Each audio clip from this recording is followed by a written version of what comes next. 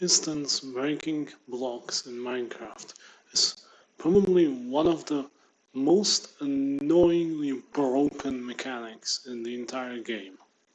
So, let's go over it. How it works, why it works, and what it does to a lot of your farms, or even a lot of other types of machines. I built this simple setup. I have a command block that places 10 blocks here in front of these pistons, and then the signal breaks them on a rather slow loop to repeat. Let's take a look, because probably a lot of you have never even realized this. Sugarcane farms are not reliable. They do not collect 100% of the items.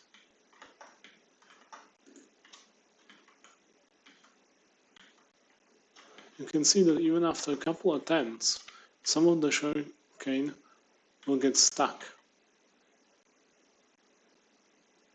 Like this one. And due to the stacking of item entities in this game into larger and larger stacks, it's actually much more than only one here. So let's try that. Let's stop it. We'll even be able to see how many we lost. Yeah, 3 of them. That's quite a significant percentage. So, what you may think is that you can stop this by increasing how long the pistons are extended. This is partially the case. You will, especially if you switch to 4 game ticks instead of 2 game ticks, it will reduce the chance. So let's go 8 all the way, and it still happens. You can see that extending for much longer than you would expect it to be necessary. The items are long away from it. Let's take warp this.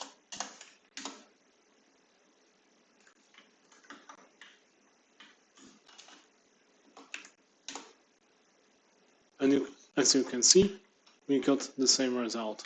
Again, sugarcane got stuck. And do that again, maybe. It's much less likely now, but it still happens. As you can see here.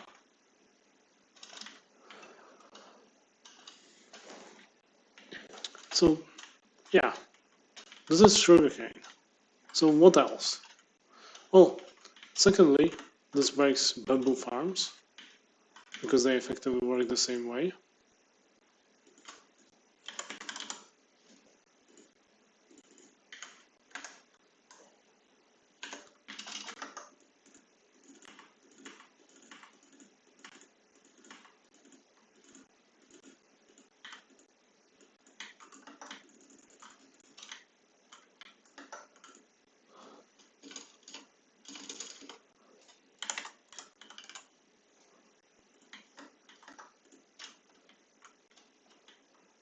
It will happen less likely, because the bamboo has this surface.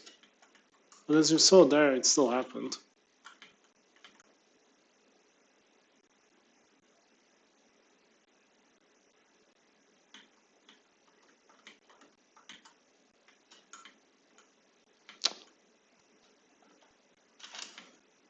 You also may remember me talking a lot about unreliability of breaking shulker boxes.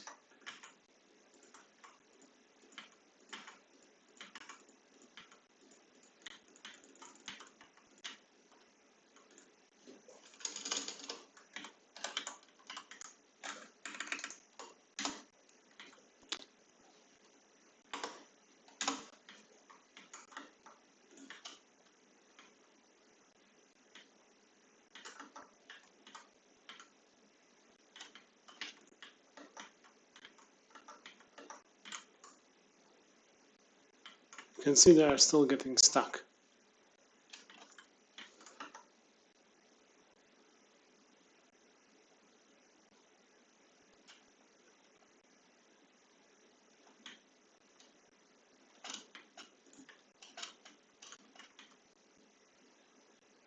And once we change it even to 4 game takes, this stops happening.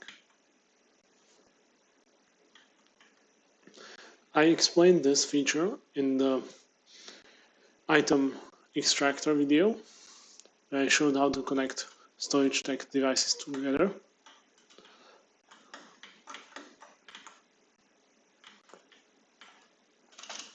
Even this isn't perfect.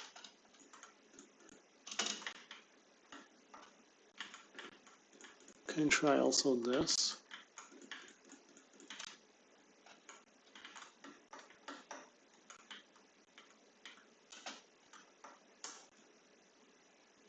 And this is a huge problem in storage tech, because it means the only reliable way to get a shulker box is broken by Piston is to have a hopper right underneath it and unlock it in the exact same game tag.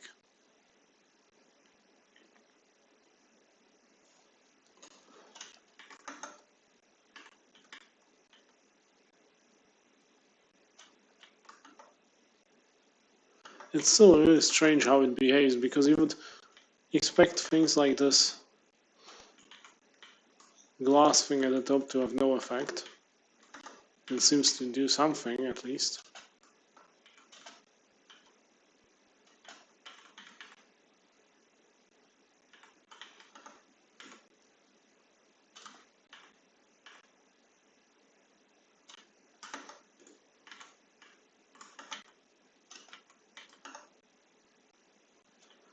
So, what other things?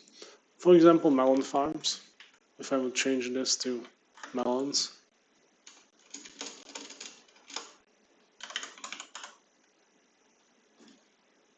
It should even be easier to see the problem. You saw a box stuck there, even with the 4 game tags. Obviously pumpkins, because they act the same way as melons.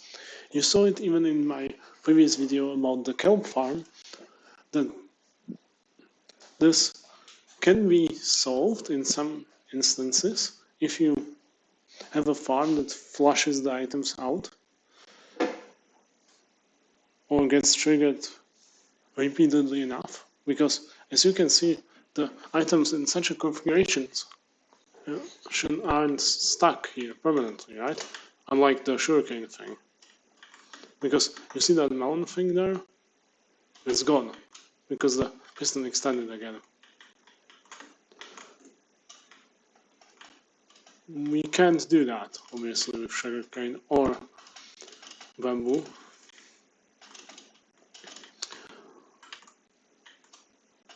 And I also want to show you another thing. People were really, how to say it, angry at me, claiming that one of my first videos, which was about a concept for a sugarcane farm using a flying machine, was somehow unreliable. But as you can see, none of the sugarcane farms you probably ever built were ever reliable.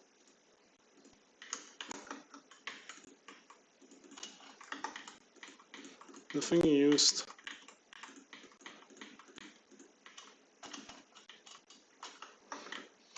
trapdoors that were moved by this flying machine to capture the items instead of using very high lag methods such as using minecarts to collect the items. I'm really proud of how well that worked out, honestly.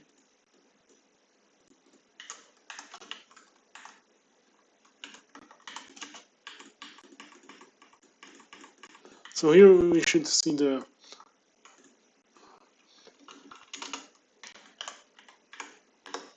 reverse happening of the previous. In this case, we want the items to not go into this water stream. Oh, I almost forgot.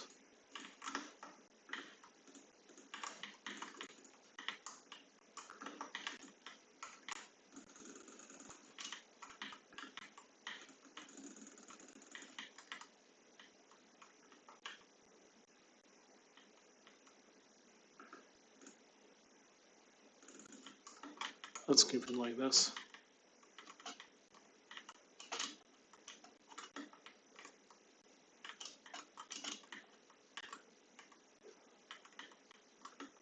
You can see there is still some chance they will end up in the water. Oh, it's not really much higher than the previous case. It's a little maybe, but compared to the 2 game tick impulse, this isn't significantly less reliable.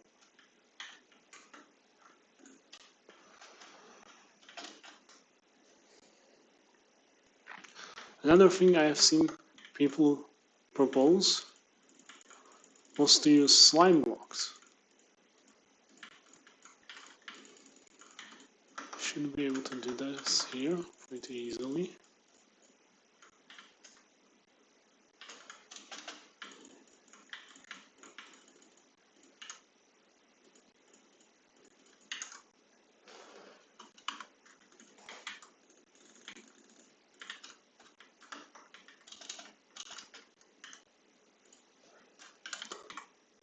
I'll use obsidian, because why not? I'm in a creative mode. I don't have these limits. I might need to make a wall here.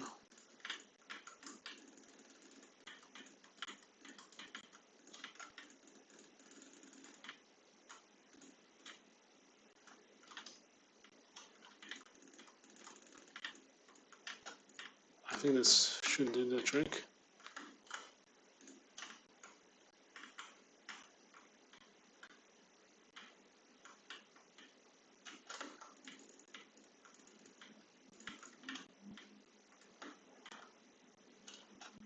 Yeah, okay, the wall was definitely necessary.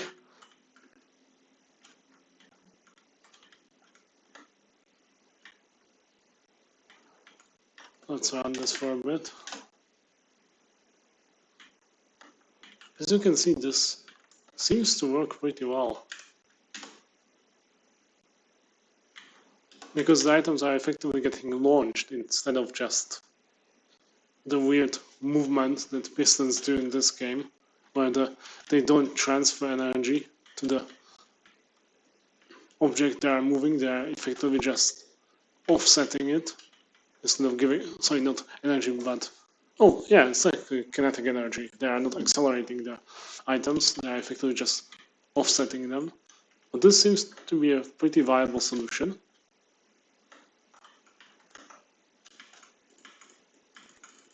Let's try it with a shorter pulse.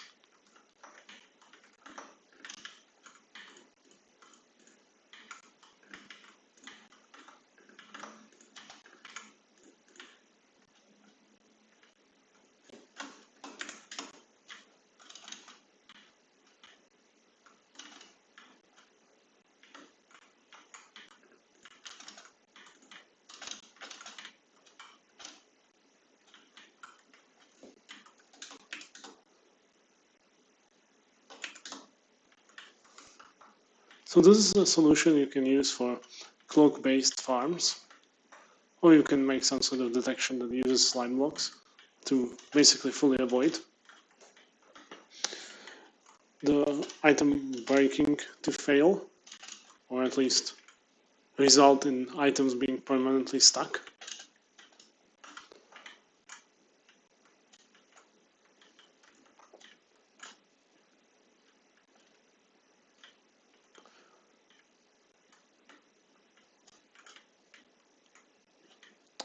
I think I ran out of ideas what to show you else about this, so that's probably going to be everything for this video. I really wanted to talk about this because it's a massive issue people completely seem to ignore. Even the fact that it exists seems to be far beyond the understanding of some people. And it's very easy to observe, even with a simple setup like this.